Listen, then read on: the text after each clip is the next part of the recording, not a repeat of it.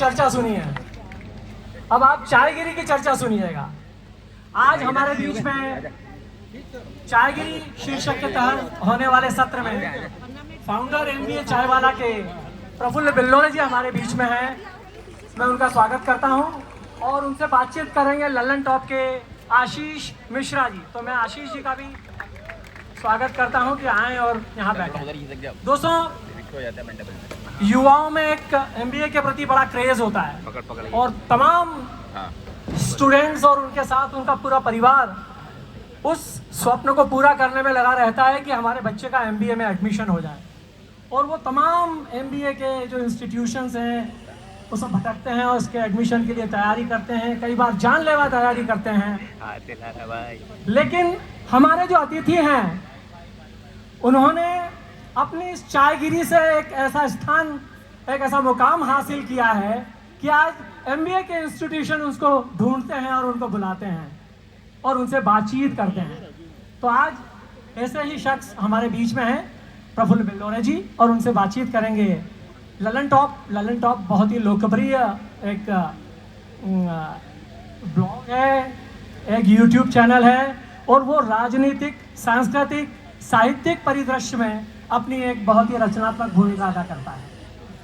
तो मैं प्रफुल्ल बिल्लोरे जी का स्वागत करने के लिए कुणाल शर्मा जी को आमंत्रित करूंगा कि आएं और प्रफुल्ल बिल्लोरे जी का स्वागत करें। कुणाल शर्मा।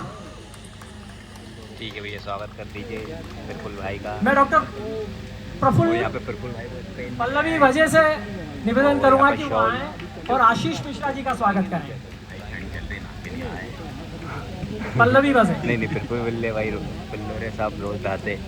दोस्तों, मैं जानता हूं कि हमारा इसके पहले जो सत्र हुआ कुछ अपनी रोचकता और अपनी दिलचस्पता की वजह से कुछ लंबा चला, तो मैं बिना कोई विलंब किए आशीष जी से ये सूत्र संचालन करने का जिम्मा सौंपता हूं और वो चायगिरी एमबीए फाउंडर से बातचीत करेंगे, प्रफुल्ल बिल्लोरे से। आशीष जी। Thank you. मैं सबसे पहले आप लोगों से ही पूछ लेता हूँ कि क्या मैं अपने बोरिंग सवाल पूछूं इनसे, या आप लोग तैयार हो अपने सवालों के साथ? अरे हमारे सवाल पूछते हैं। आप लोग तैयार हो, लेकिन पहले मैं अपने बोरिंग सवाल पूछूंगा। तो सबसे कठिन सवाल, सबसे जरूरी सवाल और सब लोगों से जुड़ा हुआ सवाल और चाय से जुड़ा सवाल, ये एयरपोर्ट वाली चाय का क्या करें?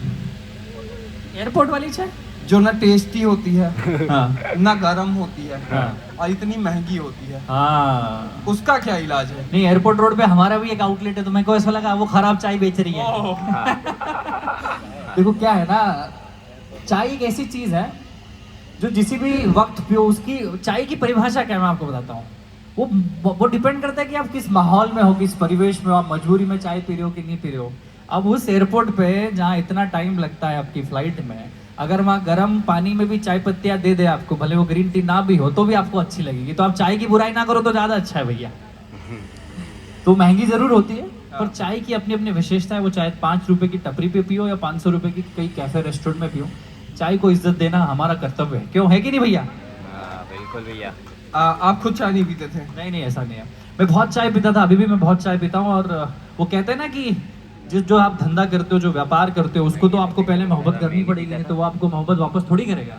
तो वो लोग मुझे पता नहीं कैसे लगते हैं जो धंधा करते हैं और उसको ज़्यादा मतलब प्यार नहीं कर पाते। मैं बहुत चाय पीता हूँ। तो ये जिस किसी वेबसाइट में लिख रखा है कि ये पहले चाय नहीं पीते थे, भाई अपना वेबसाइट में आर्टिकल अपना एडिट कर देना, वो कोई और चाय वाला है। तो मैं ये पूछ रहा था क्या स्टेप फॉलो करते हो? मैं चाय पे ही बात करूंगा। पहले अदरक डालते हो या पहले चाय पत्ती डालनी चाहिए? अच्छी चाय के लिए क्या करें?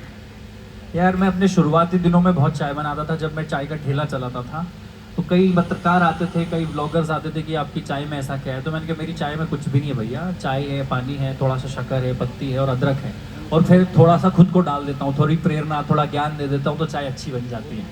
तो there is no still a process. और बहुत सारे लोग मुझे अभी भी चाय वाला ही समझते हैं कि मैं चाय वाला हूँ। और हम हमेशा बोलता हूँ, मैं हर प्लेटफॉर्म पे जाके बोलता हूँ कि हम चाय बेचते ही नहीं है, हम प्रेरणा की प्याली पिलाते हैं। आज आपको एनर्जी चाहिए, आप सुस्त हो, दुस्त हो, दुरुस्त करने के लिए आप किसी चाय की दुकान पे जाते हो।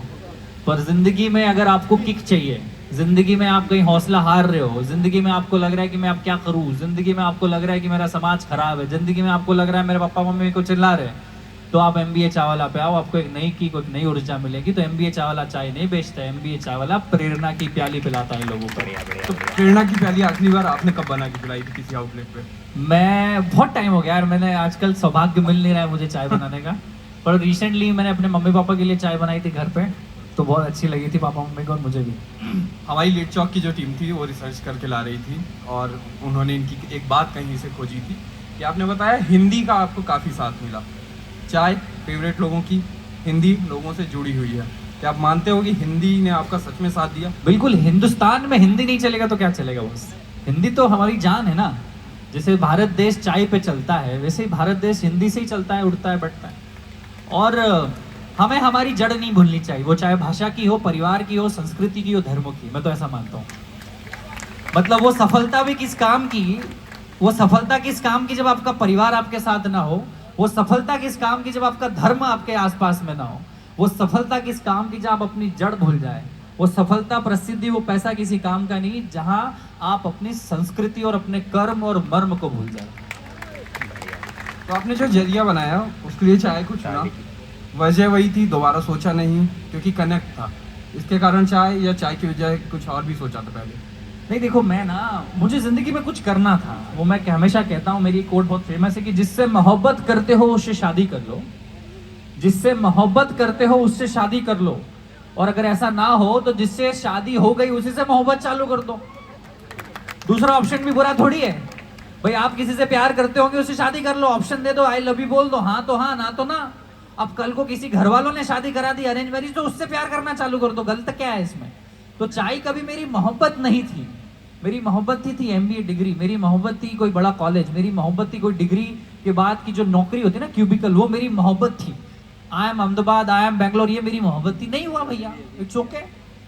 तो मैंने चाय मिली मेरे को, मेरी शादी चाय से हो गई, तो मैंने चाय से मोहब्बत कर ली। तो ऐसा जरूरी नहीं है, और मुझे जिंदगी में कुछ करना था।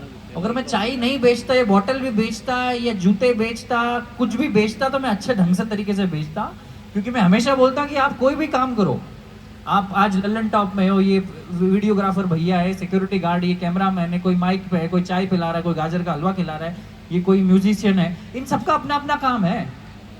सब अपना अपना 1000% दो, अपना 1000% दो, और जहां दे रहो अपना इतना सर्वश्रेष्ठ हो कि कोई भी काम छोटा या बड़ा नहीं है। मैं दर्शकों के पास माइक भेजूंगा, उसके पहले एक छोटा सा सवाल और कर लेता हूँ। मैं कुछ नाम सुनाऊंगा आपको, ऐसे नाम आपने अपने बचपन में देखे होंगे, सुने होंगे। शिक्षित बेरोजगार सैलून, बेरोजगार पान सदन, बेवफा चाय वाला, रद्दी चाय वाला। तो सवाल मेरा ये था कि ऐसे नाम तो हमने सुने। अब मैं बात करूंगा ब्रांडिंग की, कि MBA आया मिस्टर बिलोरे अहमदाबाद, वो आपका MBA वाला एक सपना आया, एक MBA की ओर जो आप जा रहे थे उसके कारण था। कहीं ऐसा उस बीच डर नहीं लगा कि नाम तो अलग सा है, कुछ दिन लोगों को याद रहेगा, फिर कहीं भीड़ में खो ना जाए? देखो, एक जिंदगी में बहुत सारे युवा बैठे हैं, आप भी बहुत कम उम्र के लग रहे हैं, 30 के लग रहे हैं, मैं 26 का हूँ। जिंदगी में ना, नाम के पीछे कभी मत भागना, काम के पीछे भागोगे तो नाम भी होगा और काम का काम भी हो जाएगा। पहली चीज तो ये ध्यान रखो। आज MBA चावल अगर नाम नहीं होता तो XYZ होता, कुछ तो होता, तो वो ब्रांड बनाते। दूसरा, आजकल मैं लोगों को देखता हूँ, खासकर युवाओं को, आपने जितने भी जो भी चाय वाला, डिग्री के बाद चाय वाला, ये सब ट्रेंड चल रहा है। तो मैं हमेशा बोलता हूँ कि आपको भी अपने, जैसे MBA चाय वाला ना, अपना 10 साल का जर्नी जिया मैंने। 2014-15 से मेरा सपना था कि किसी बड़े कॉलेज में MBA करूंगा, करेक्ट? तो 2014 से 2022 और अभी 23 आ जाएगा, लगभग 9 साल मैंने MBA शब्द को जिया है, MBA शब्द को खाया है, MBA शब्द को पिया है। मैं सांस भी नहीं लेता था, करेक्ट? तो उस MBA से MBA चाय वाला बन गया। तो आप भी अगर बेवफा चाय वाला बन रहे हो, तो क्या आप 3, 4, 5 साल, 8 साल देने के लिए तैयार हो बेवफा नाम पे? ब्रांड बनते नहीं है, ब्रांड से। आज समझो चाय पत्ती की कंपनी वाघ बकरी, आज अपनी आप चाय पत्ती की ब्रांड खोलोगे तो आप कुत्ता बिल्ली नाम रखोगे क्या? आप में से कितने लोग हैं जो कुत्ता बिल्ली अपनी कंपनी का नाम रखेंगे? वाघ बकरी कोई नाम है क्या चाय पत्ती का? बट आज ब्रांड है, नाम पे ध्यान मत दो।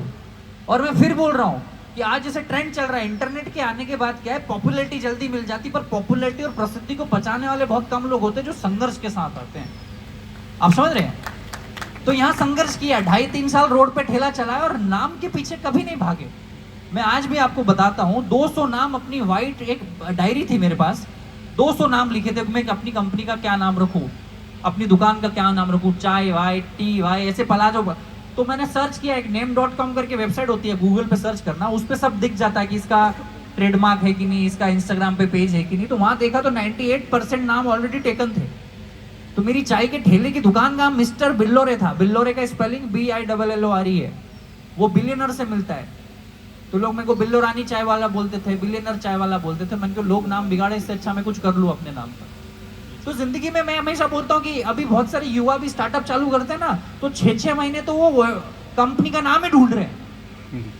6-6 महीने तक वो कंपनी की वेबसाइट ही बना रहे हैं, ग्राफिक डिजाइन कर रहे हैं, 1.5 साल तक लोगो ही नहीं बन रहा है उनका। Am I right? If you really want to make a business, if you really want to make a brand, आपका जो नाम आ गया ना उस पे काम करना चालू कर दो, and you are the first brand ambassador of your company, which I always tell Mishra ji कि आप MBA चाय वाला मेरे खुद के मुंह से मैंने लाखों करोड़ों बार लाखों लोगों को व्यक्तिगत रूप से बोला, MBA चाय वाला, MBA चाय वाला, MBA चाय वाला। 15, 20, 25 बार कोई नाम घुसेगा ना, जब जाके 26वीं बार में कोई आदमी ट्रस्ट करता है। ऐसे बन के ब्रांड उभरता है। अब जनता के सवाल होंगे, जनता के सवाल की ओर बढ़ेंगे। लगता है माइक तैयार है अपना, इनको आगे भी दे दीजिए। हाँ हाँ हाँ। आप अपना नाम बताइएगा और सवाल। सर मेरा नाम हरीश पटेल है, मंदसौर का रहने वाला हूँ और स्पेशली आपसे मिलने आया हूँ, आपको सुनने आया हूँ। मैंने कंपटीशन की तैयारी करी, बहुत तैयारी करी और अब तैयारी छोड़ दी है। 2-3 महीने हो गए और तैयारी छोड़ते से ही बहुत सारी वैकेंसियाँ भी निकल गई। तो अब मैंने तैयारी तो छोड़ दी और मैं एंटरप्रेन्योर बनना चाहता हूँ, कुछ बिजनेस करना चाहता हूँ खुद का। मैंने यहाँ इंदौर में आके 2,500 रुपये महीने की नौकरी करी, अभी रिसेंटली ज्वाइन करी है। मैं कुछ बनाना सीख रहा हूँ, कम और बोल दिया बनाते है, ही अपना कुछ ज़्यादा कर दिया है। कंपनी टाइप बनाना चाहता हूँ। तो मुझे घर वालों को कैसे बताना है? मैं यहाँ झूठ बोल कर रह रहा हूँ घर वालों से इंदौर की मैं पढ़ रहा हूँ, पर पढ़ने में अब कोई रुचि नहीं है। लेकिन मैं ऐसा नहीं कि कुछ ऐसी वैसी कर रहा हूँ, वैसा सीन नहीं है। पढ़ रहे हैं, मतलब पढ़ने की बोल के रह रहे हैं, लेकिन कुछ सीख रहे हैं यहाँ पे। अब वो बना के घर वालों को कन्विंस कैसे करना है, मतलब घर जाके कैसे बिजनेस शुरू करवाएं। देखो दुनिया में एक चीज ध्यान रखो, आप बहुत युवा है, मुझे पता है, ये सबसे बड़ा सवाल है। आप दुनिया को कन्विंस कर सकते हो, अपने माँ बाप को कन्विंस नहीं कर सकते हो। आप नहीं कर सकते कन्विंस। तो एक बार मैं क्या बोलता हूं कि अगर लड़ाई जीतनी है तो कभी कभी लड़ाई मत करो, क्योंकि आप उनसे हार के भी हार जाओगे और जीत के भी जीत जाओगे, जीत के भी हार जाओगे। और दूसरा क्या है ना सर, आप अपना एपिक सेंटर अपने माँ बाप को क्यों मानते हो यार? कि आपको माँ बाप को प्रूव करना है, या अपनी समाज को प्रूव करना है, कि अपनी गली के 4 लोगों को प्रूव करना है, कि मासा जी को, कि ताऊ जी को, कि भूपा जी को, कि वो पांडे जी रहते हैं वो दिल्ली में, उनको प्रूव करना है। आपकी जिंदगी है ना, आपने संघर्ष किया, उस संघर्ष को लेके अब लीपापोती मत करो। आपकी कहानी तब बताओ जो वो बिक्री हो, जैसे MBA चावला की बिक्री। नहीं तो आपकी कहानी सुनने में कोई इंटरेस्टेड नहीं है sir. Be very practical in life.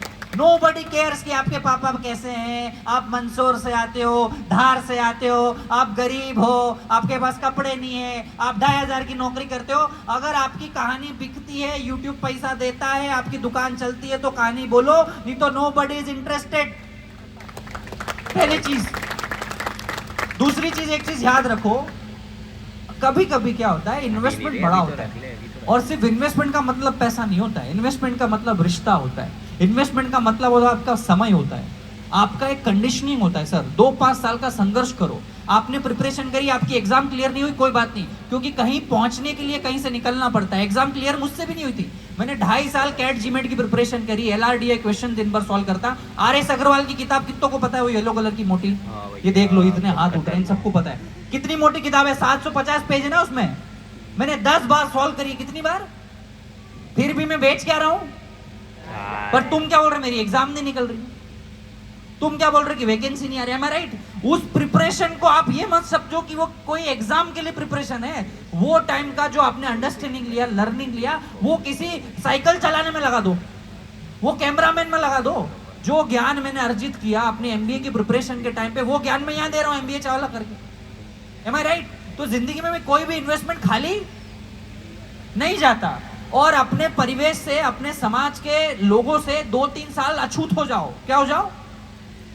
अछूत हो जाओ। नंबर ब्लॉक कर दो अपने परिवार वालों का, एकांत में रहना सीखो, क्योंकि कोई मासी का फोन आएगा कि मेरे बेटे की शादी, वहां भी जाना पड़ेगा तुमको, रतलाम मंदसौर में जाना पड़ेगा कि नहीं जाना पड़ेगा, फिर तुम्हारा धंधा डिस्ट्रैक्ट हो जाएगा।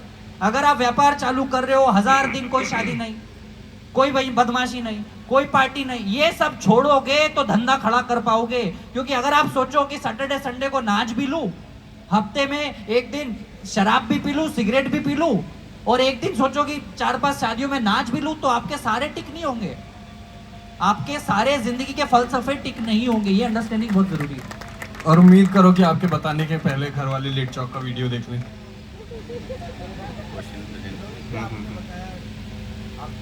चाय वाला दे दिया ना, मैं इसको भी मैं अच्छी लगती है, हम सभी लोगों को अच्छी लगती है। मैं ये जैसे हम ट्रेन में यात्रा करते हैं, रेलवे की चाय सबसे वर्स्ट है, सबका एक्सपीरियंस यही है। तो क्या उस क्षेत्र में बस आप के लोग अच्छा, का वही विभिन्न तो। प्लेटफॉर्म पे वही जाने मैंने का बोला। कुछ प्लानिंग है या फिर कुछ बस इस तरह का प्लान है? सर कभी कभी क्या होता है ना, ये जैसे रेलवे और ट्रेन में कभी कभी हमारे जैसे लोगों के लिए बिजनेस करना बड़ा डिफिकल्ट होता है। वहाँ का इन्वेस्टमेंट, वहाँ का इंफ्रास्ट्रक्चर, वहाँ का प्रोसेस। अब मैं चाय तो अच्छी पिला दूंगा, अगर मेरा प्रॉफिट नहीं होगा तो मैं शायद वहाँ इन्वेस्टमेंट नहीं करूंगा, एम आई राइट? तो ये बड़ा डिफिकल्ट है।